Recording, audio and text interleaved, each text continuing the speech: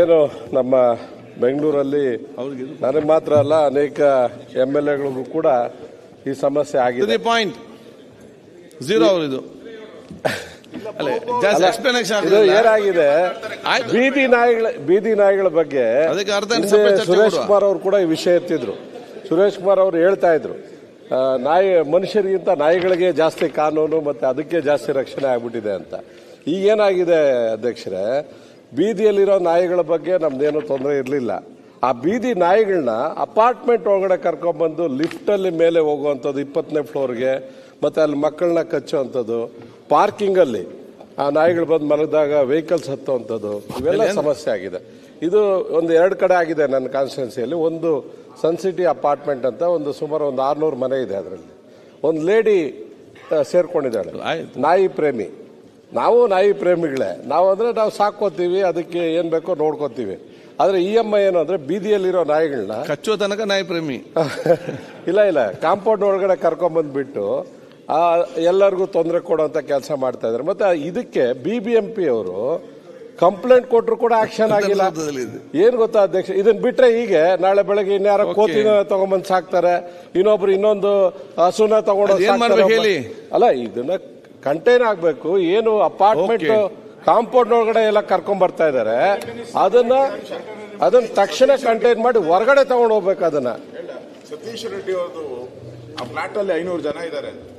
ಈ ಅಮ್ಮ ಆಚೆ ಇರೋ ನಾಯಿನೆಲ್ಲ ಒಳಗಡೆ ತಂದಿರೋದೇ ಪ್ರಾಬ್ಲಮ್. ಅಲ್ಲಿ ಬರೋರಿಗೆಲ್ಲ ಕಚ್ಚೋದು, ಮಕ್ಕಳಿಗೆಲ್ಲ ತೊಂದರೆ ಕೊಡ್ತಾ ಇದೆ.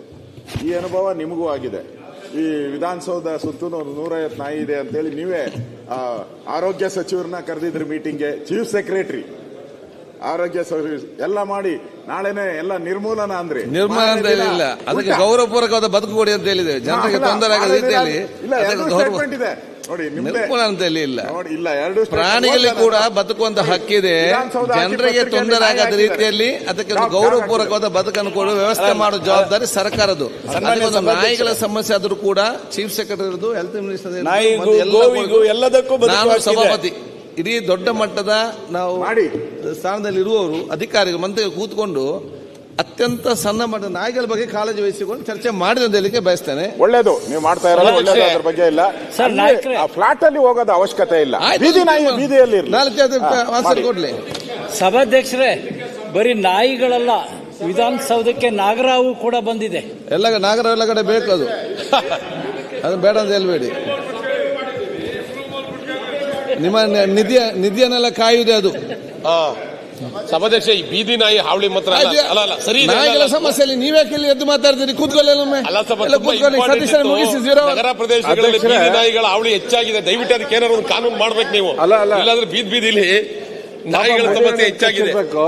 ಆಯ್ತು, ಹೇಳಿದ್ರ ಸರ್, ನಾನು ಉತ್ತರ ಕೊಡ್ತಾರೆ. ಒಂದ್ ನಿಮಿಷ ಹೇಳ್ಬಿಡ್ತೀನಿ. ಹೋಗಿ ಸಭೆನೂ ಕೂಡ ಮಾಡಿದ್ವಿ, ಪೊಲೀಸ್ ಅವ್ರ ಕರೆದು ಕರೆದು ಸಭೆ ಮಾಡಿದೀವಿ. ಯಾವ ರೀತಿ ನೀವು ಯಾಕೆ ಮಾತಾಡ್ತೀರಿ? ನಾಯಿಗಳಿಗೆ ಬೊಬ್ಬೆ ಹಾಕ್ತಾರೆ, ನೀವ್ ಯಾಕೆ ಬೊಬ್ಬೆ ಹಾಕ್ತೀರಿ? ಕೂತ್ಕೊಳ್ಳಿ. ಈಗ ಅಧ್ಯಕ್ಷರೇ ಕೂತ್ಕೊಳ್ಳಿ, ಅವ್ರು ಮಾತಾಡ್ತಾರೆ. ಸೀರಾ ನೀವ್ ಯಾಕೆ ಮಾತಾಡ್ತೀರಿ? ಒಂದ್ ನಿಮಿಷ ಸರ್, ಇದು ಬೀದಿಯಲ್ಲಿ ಇದ್ಬಿಟ್ಟಿದ್ರೆ ನಮ್ಗೇನ್ ಸಮಸ್ಯೆ ಇರ್ಲಿಲ್ಲ. ಕಾಂಪೌಂಡ್ ಒಳಗಡೆ ಕರ್ಕೊಂಡ್ ಬಂದು ಆ ಕಾರಿಡಾರ್ ಅಲ್ಲೆಲ್ಲ ನಾಯಿಗಳು, ಮನೆ 18ನೇ ಫ್ಲೋರ್ ಅಲ್ಲಿ. ಇದಕ್ಕೆ ಕಾನೂನು ನಮಗೂ ಗೊತ್ತಿದೆ. 2001ರಲ್ಲಿ ಏನ್ ಕಾನೂನು ಆಗಿದೆ, ಬೀದಿ ನಾಯಿಗಳಿಗೆ ಆಪರೇಷನ್ ಮಾಡಿ ಅಲ್ಲೇ ಬಿಡಬೇಕು ಅಂತ. ಆದ್ರೆ ಈ ಆಪರೇಷನ್ ಆಗಿರೋ ನಾಯಿಗಳನ್ನ, ಬೇರೆ ನಾಯಿಗಳನ್ನ ಎಲ್ಲರೂ ಒಳಗಡೆ ಕರ್ಕೊಂಡ್ ಬರೋಕೆ ಎಲ್ಲೂ ಕಾನೂನಲ್ಲಿ ಇಲ್ಲ. ಕರೆಕ್ಟ್ ಸತೀಶ್. ಅಪಾರ್ಟ್ಮೆಂಟ್ಗೆ ಪರ್ಮಿಷನ್ ಕೊಡೋರು ಯಾರು? ಇದಕ್ಕೆ BBMP ಅಲ್ಲ, BBMPಗೆ ಸೂಕ್ತ ಮಾಹಿತಿ ಕೊಟ್ಟು BBMP ಅವರು ಮತ್ತೆ ಅಲ್ಲಿ ಪೊಲೀಸು. ಸರ್, ಈ ಅಮ್ಮ ಏನ್ ಮಾಡಿದಾಳೆ, ಇನ್ನೊಂದು ಮುಂದೆ ಹೋಗಿ ಹೇಳ್ತೀನಿ, ಒಂದೇ ಒಂದು ಸೆಕೆಂಡ್ ಸರ್. ಇದನ್ನ ಹೋಗಿ ಅಸೋಸಿಯೇಷನ್ ಅವ್ರು ಕಂಪ್ಲೇಂಟ್ ಕೊಟ್ರೆ, ಪಕ್ಕದ ಮನೆಯವರು ಇನ್ನೊಂದು ಲೇಡಿ ಕಂಪ್ಲೇಂಟ್ ಕೊಟ್ಟಿದ್ರೆ, ರೇಪ್ ಕೇಸ್ ಕಂಪ್ಲೇಂಟ್ ಕೊಟ್ಟಿದ್ದಾಳೆ ಸರ್ ಆ ನಾಯಿ ಸಾಕುವಂತವಳು.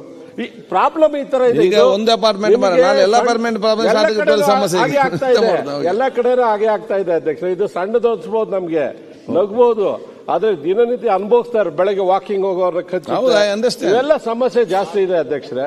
ಬೆಂಗಳೂರಲ್ಲಿ ಇದನ್ನ ಕಂಟೈನ್ ಮಾಡುವಂತದ್ದು ಮತ್ತೆ ಇದನ್ನ ಎಲ್ಲಾದ್ರೂ ಒಂದತ್ರ ಸಂರಕ್ಷಣೆ ಮಾಡುವಂತ ಜಾಗ ಮಾಡಬೇಕು BBMP. ಅಲ್ಲ, ಇದಕ್ಕೆ 5 ಕೋಟಿ ರೂಪಾಯಿ ಕೂಡ ಬಜೆಟ್ ಅಲ್ಲಿ ದುಡ್ಡು ಕೆಲಸನೇ ಮಾಡೋದಿಲ್ಲ.